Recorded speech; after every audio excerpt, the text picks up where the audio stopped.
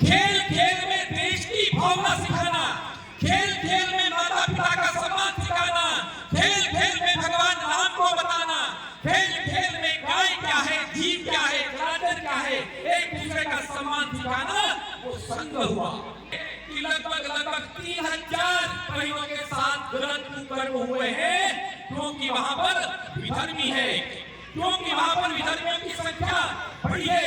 विधर्मी कहना यदि स्पष्ट है कि बंगाल में या पश्चिम बंगाल में हुआ है, इसलिए राष्ट्रीय स्वयंसेवक संघ के स्थापना के बाद से हिंदू गौरव और स्वाभिमान देगा। आपको पता होगा कि राम जन्मभूमि जैसा विषय अयोध्या में राम जी का जन्म हुआ है, और अब हम सब जानते हैं कि 1526 में बाबर नाम का एक आतंकी आया, और उस आतंकी ने क्या काम किया, क्योंकि वो विधर्मी था, आकर के देश में से मंदिरों को तोड़ने का काम किया। क्या आप सबको पता हो सकता है?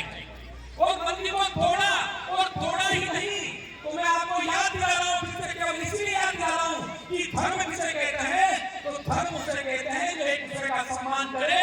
उन्हें मंदिर हिंदू राम भक्तों को जो राम राम बोलते हैं, ऐसे लोगों का कत्लेआम किया, और कत्लेआम किया ही नहीं, उस खून को मिट्टी में रोला, उससे ईंटें बनाई, और फिर बाबरी ढांचा खड़ा किया था।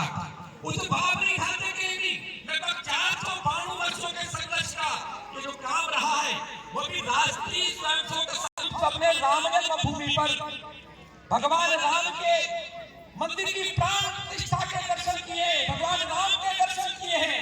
ये किसके कारण हुआ है? ये भक्त जितने संघ की प्रेरणा से भारतीय किसान संघ भी है, उसमें वनवासी कल्याण आश्रम भी है।